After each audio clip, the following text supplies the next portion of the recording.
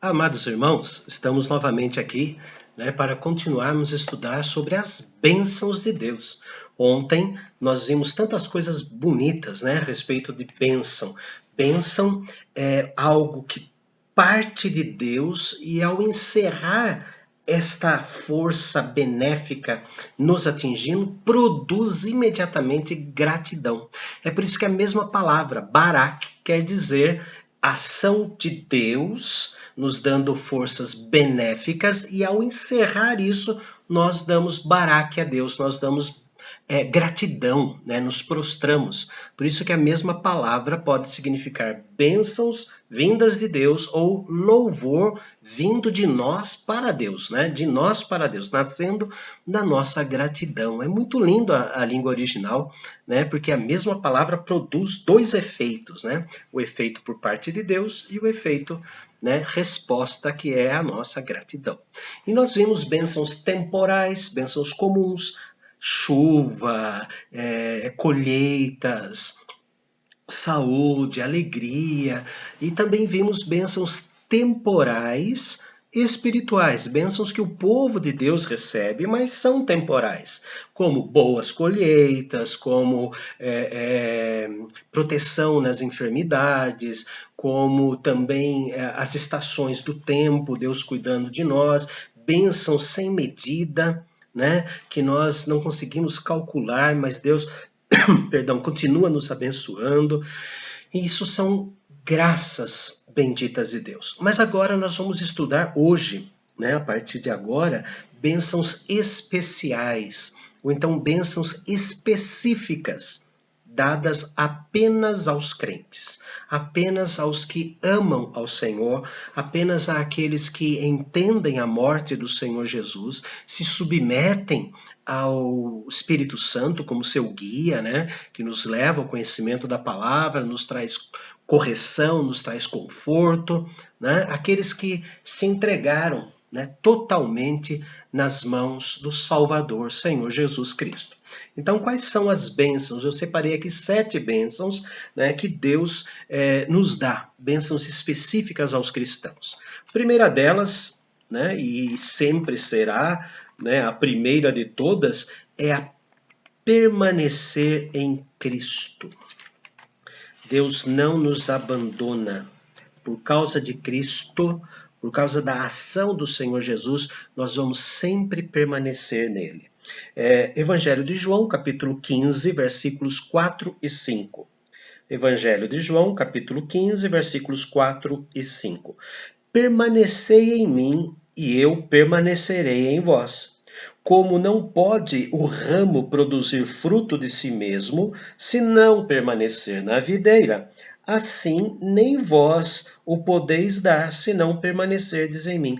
Eu sou a videira, vós os ramos. Quem permanece em mim e eu nele, esse dá muito fruto, porque sem mim nada podeis fazer. A consciência de que Cristo permanece em nós, então por isso que existem frutos. Mas nós temos que permanecer nele também. Temos que lutar contra as coisas que o mundo tenta nos tirar de perto de Deus e permanecer em Cristo Jesus. Lutar contra as inclinações da tristeza, da angústia, das aflições do mundo, das tentações do mundo. Lutar contra isso para continuarmos permanentes em Deus. É interessante o verbo permanecer, que é comparado, eu já falei algumas vezes aqui, é comparado a raiz que vai descendo, Nós plantamos, ela vai descendo, encontra uma pedra e abraça essa pedra e a raiz continua aqui. Nós chamamos isso de ancoragem, âncora, Aqueles que gostam, os jipeiros, Não sou mais jipeiro, Custa bastante ser jipeiro. Mas aqueles que são jipeiros e gostam de andar em estradas ruins, principalmente em dia de chuva, lama, chuva e lama é o que mais o jipeiro gosta. Ele usa o estepe quando atola o seu carro, ele enterra o estepe, coloca ali o seu guia, o seu cabo de aço, no seu guincho, então enterrou, ele ancorou o step, daí ele liga o motor do seu guincho, liga o carro e vai. Então aquilo dá mais tração para ele. Então isso seria o verbo permanecer. Nós encontramos a semente do evangelho produz em nós uma raiz e nós vamos abraçando uma pedra que na linguagem da Bíblia a rocha, que é o Senhor Jesus. Né? Nós estamos ancorados na vida nessa terra por causa do Senhor Jesus. Então isso é uma bênção especial que somente os crentes têm. Saber que podem confiar completamente em Jesus. Efésios, carta de Paulo aos Efésios, capítulo 3. Carta de Paulo aos Efésios, capítulo 3, versículo 15. Acesso a Deus por meio de Jesus. Efésios 3, versículo 15. De quem todo nome, de quem toma o nome toda a família, tanto no céu quanto sobre a terra. Versículo 14, por esta causa, que causa? A causa de Deus nos transformar, nos dar graça, nos chamar para os céus. Então fala, por esta causa me ponho de joelhos diante do Pai, de quem toma o nome toda a família, tanto no céu como sobre a terra. Deus nos dá o privilégio de entrarmos na família da fé. Fazemos parte da mesa, como diz o Salmo 133. Oh, como é bom e agradável viverem unidos os irmãos, não é? É quando estamos ao redor da mesa do Senhor. Deus nos deu esse livre acesso. E alguns vídeos atrás, se os irmãos procurarem lá, fala sobre a família da fé. Todo esse processo de entrada na família da fé, nós vemos nos vídeos anteriores, tá? Então, é uma bênção especial.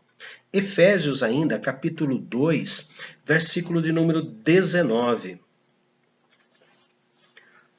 2:19. É o mesmo assunto sobre família, né? Diz assim, assim já não sois estrangeiros e peregrinos, mas concidadãos dos santos e sois da família de Deus. Essa terceira bênção, nós somos cidadãos quanto os santos são dos céus. E também somos da família de Deus. Temos o trato do Senhor Deus na nossa vida, temos o cuidado de Deus na nossa vida completa, tanto física quanto material. Quarto ponto, está lá em Hebreus, capítulo 12. Carta aos Hebreus, capítulo 12. Versículo 23. Hebreus 12, versículo 23. A igreja dos primogênitos, arrolada nos céus, e a Deus, o juiz de todos, e aos espíritos dos justos aperfeiçoados. Nós fazemos parte da igreja dos primogênitos. Ele está falando aqui especificamente dos primogênitos, os fiéis do Antigo Testamento, que acreditavam na vinda do Messias e que adoravam o Messias. A Bíblia chama de remanescentes fiéis, né? Aqueles que dentro do povo de Israel não abandonaram a crença em Deus. Nós sabemos que o povo de Israel foi muito corrigido, né, com cativeiros exatamente por causa disso. Muitos se desviavam, mas muitos permaneciam fiéis. Nós vemos ali o rei Josias, por exemplo, né, Daniel, Sadraque, Mesaque, Abdinego, os profetas, Ulda, né, que é a tia de Jeremias, que ajudou Daniel, Sadraque, Mesaque, que eram todos amigos de Jeremias. Então nós vemos pessoas que se mantiveram fiéis. Então essas são chamadas de primogênitos. Nós fazemos parte da igreja dos primogênitos. O versículo anterior, Hebreus 12, 22, diz assim, mas tende chegado ao monte Sião, a cidade do Deus vivo, a Jerusalém celestial e a incontáveis hostes de anjos e a universal assembleia e igreja dos primogênitos arrolado nos céus. Nós tivemos acesso a esta bênção que o Senhor nos dá. Vamos olhar agora em João, Evangelho de João, capítulo 17. Evangelho de João, capítulo 17, versículo de número 21, uma quinta bênção que Deus nos dá. A primeira, então, bênção eterna, permanecer em Cristo e Cristo permanecer em nós. Ter acesso a Deus através do Senhor Jesus. Pertencer à família de Deus. Sermos membros da igreja dos primogênitos. E agora a nossa união com Deus, assim como Cristo é unido em Deus. Então, na oração sacerdotal, o Senhor Jesus, no Evangelho de João, capítulo 17, no versículo 21, especificamente, o nosso Senhor Jesus diz assim: a fim de que todos sejam um, e como és tu, ó Pai, em mim e eu em ti, também sejam eles em nós, para que o mundo creia que tu me enviaste. A nossa união com o Senhor, a nossa comunhão com o Senhor, o fato de permanecer no Senhor Jesus e o Senhor Jesus permanecer em nós, juntos permanecemos em Deus. E isto, o mundo presta atenção na nossa vida, nas nossas reações, e fala, realmente esse acredita em Jesus, realmente esse segue o Senhor Jesus, realmente esse está sendo guiado pelo Espírito Santo, né? Ele é realmente um filho de Deus. É isso que temos que mostrar, a aparência com o Pai. E esta união com Deus, através do estudo da palavra, através das orações e da comunhão entre os santos, é que nos faz cada dia mais parecidos com o nosso Deus. Salmo 50. Salmo 50, versículo 15. Salmo 50, versículo 15. Salmo 50, versículo 15, mostra que nós podemos invocar a Deus em todas as nossas tribulações. Invoca-me no dia da angústia, eu te livrarei e tu me glorificarás. Eu te livrarei e tu me glorificarás. Os irmãos se lembram da palavra Barak, que quer dizer abençoado ou bênção? Deus nos livra e como resultado desse livramento, ao terminar o livramento que Deus nos dá, imediatamente nós o glorificamos. Então isto é uma bênção, poder falar com Deus e saber que Ele nos ouve em todas as nossas tribulações, saber que Ele está perto, saber que Ele está próximo, saber que Ele está atento e cuida de nós e nos ampara. E nos dá o livramento que precisamos e recebe de nós a gratidão. A nossa vida tem que ser uma gratidão a Deus. E também, já que estamos em época de pandemia, vamos ver Jó. Jó, capítulo 5.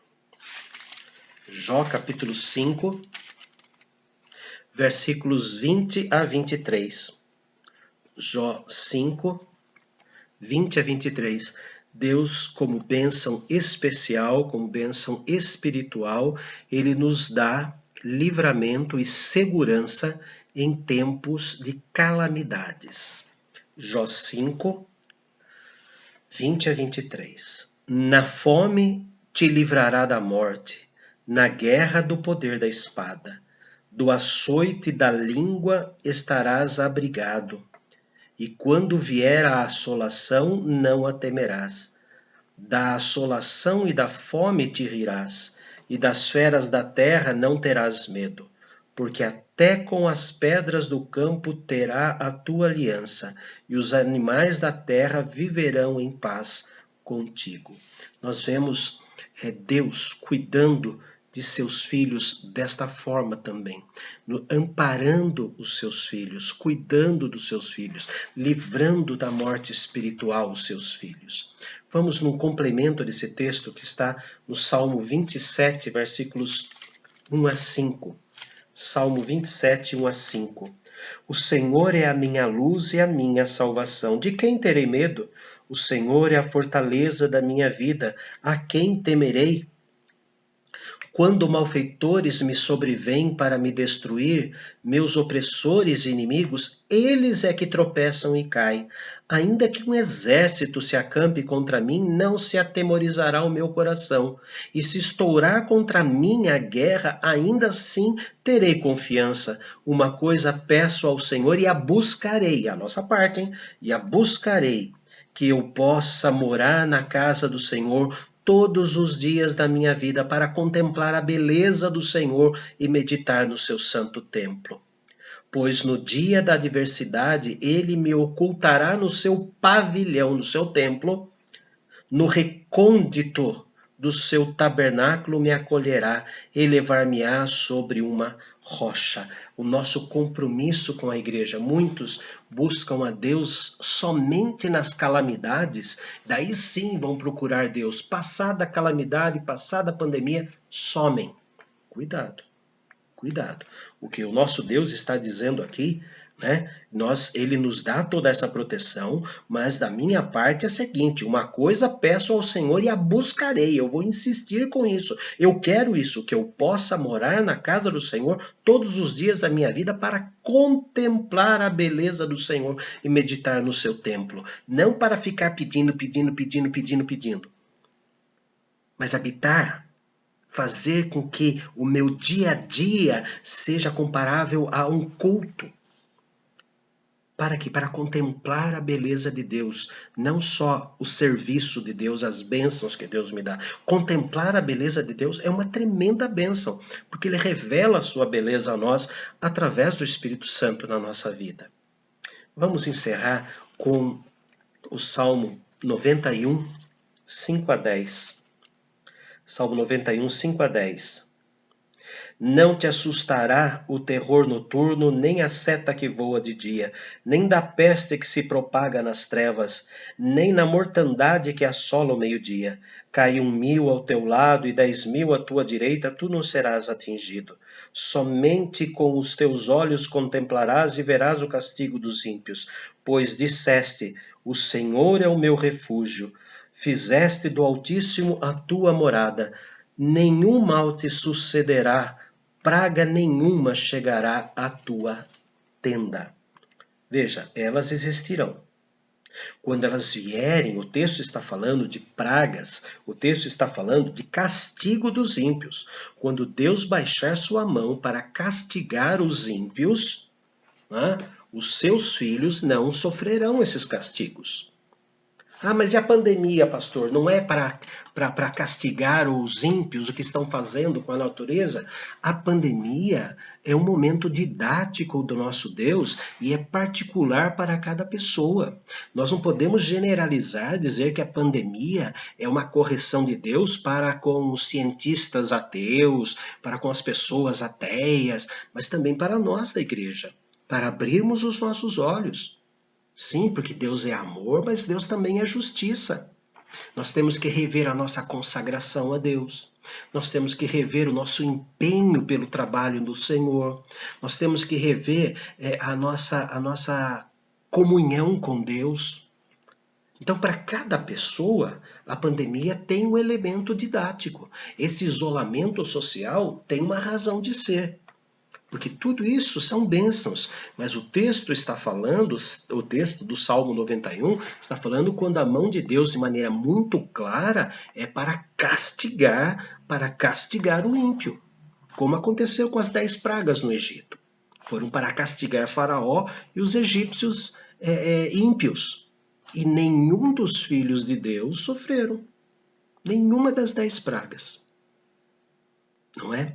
Mas é muito bom saber que Deus nos reserva pelo menos essas 7 grandes bênçãos, né? Permanecer em Cristo, ter acesso a Deus, diretamente a Deus.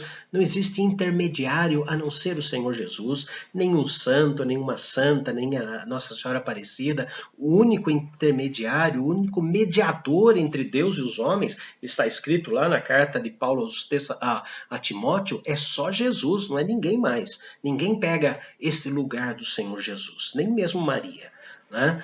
Ter esse acesso diretamente a Deus por causa de Jesus, por isso que o véu do templo rasgou-se de cima a baixo, o véu que separava já não separa mais, né? Pertencemos à família de Cristo, à família de Deus, nos tornamos membros da Igreja Universal, membros universal no sentido de desde o início do mundo até o final do mundo, nada daquela igreja que se chama universal, mas fazemos parte da igreja dos primogênitos, temos a união com Deus e por causa dessa união que nós somos abençoados, fortalecidos, temos também o privilégio de invocar nas nossas tribulações e temos segurança em todas as calamidades que surgem, né? Sejam essas calamidades no sentido de corrigir os ímpios.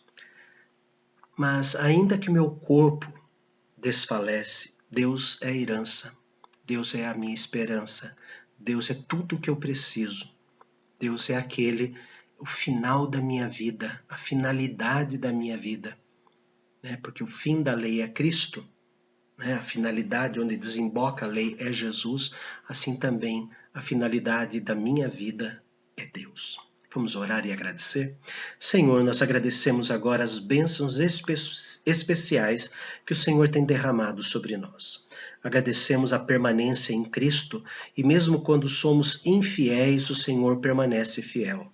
Agradecemos o livre acesso que em Cristo o Senhor nos dá a Ti mesmo. Podemos falar diretamente com Cristo mediante Jesus Cristo e mais ninguém. Nós agradecemos a Deus porque o Senhor nos traz para a família da fé. Agradecemos porque o Senhor nos traz para a igreja dos primogênitos. Agradecemos porque o Senhor nos dá a união contigo, uma união que não se acaba e ninguém pode nos arrebatar da tua mão desta união, desta comunhão. Queremos agradecer, ó Deus, porque o Senhor nos ouve em todos os momentos de nossas tribulações e queremos agradecer porque o Senhor é o nosso libertador, nos livra de todo o pecado, nos livra também das catástrofes que o Senhor encaminha para corrigir os ímpios. Seja, Senhor, o restante da nossa vida para a tua honra e glória como gratidão por todas as bênçãos. Amém. Deus continue derramando ricas bênçãos sobre os irmãos. E amanhã teremos mais.